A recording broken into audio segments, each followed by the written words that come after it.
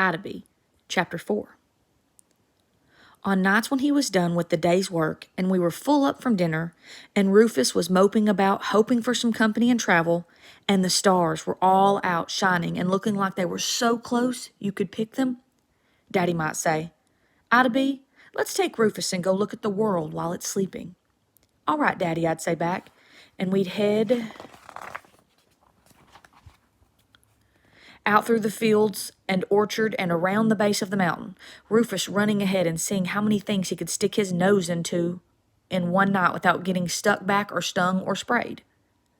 This was when my daddy would tell me deep and abiding truths, so I'd try to stay as still as someone like me can and listen. One night, as we were walking along, Daddy took a deep breath.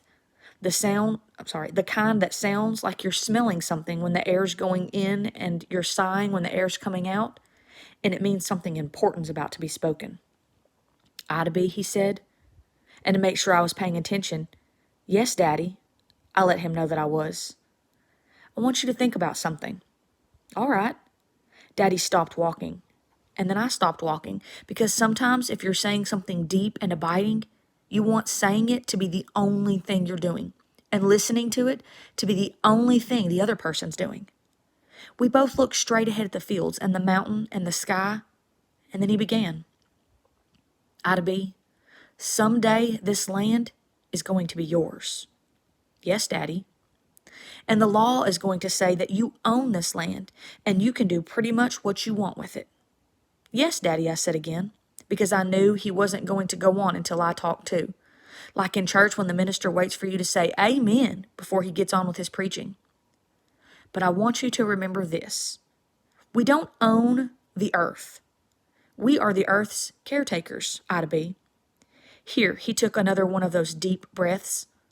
I'm grateful we have this land, and grateful that you'll have it too, but we don't own it.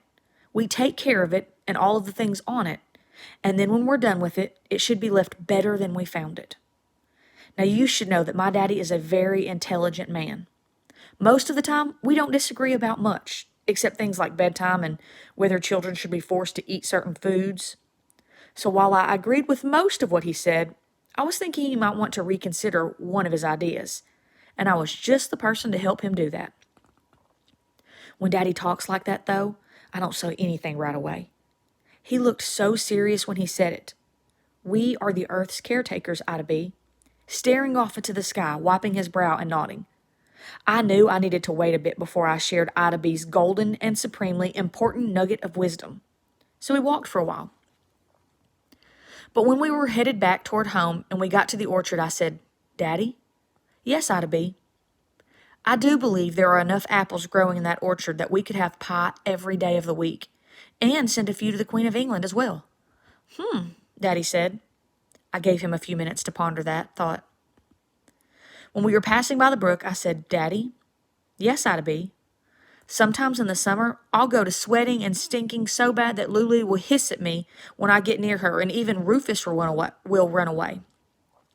So I'll come on over here and lie down in the brook with my clothes still on.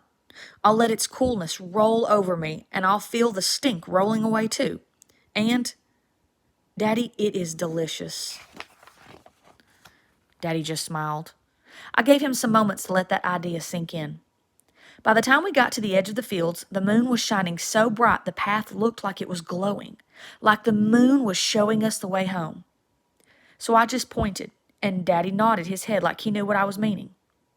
Once we were on the path, I said real quiet, Daddy? Yes, Ida I stopped walking. When Daddy saw what I was doing, he stopped too and waited. I think the earth takes care of us too. Well, Daddy looked at me kind of surprised. He stood there for a bit, rubbing his chin and considering. Finally, he smiled and nodded and started walking again, and I came with him and he said, I think you're right, Ida And we were quiet the rest of the way home and enjoying the breeze that was blowing through the stars.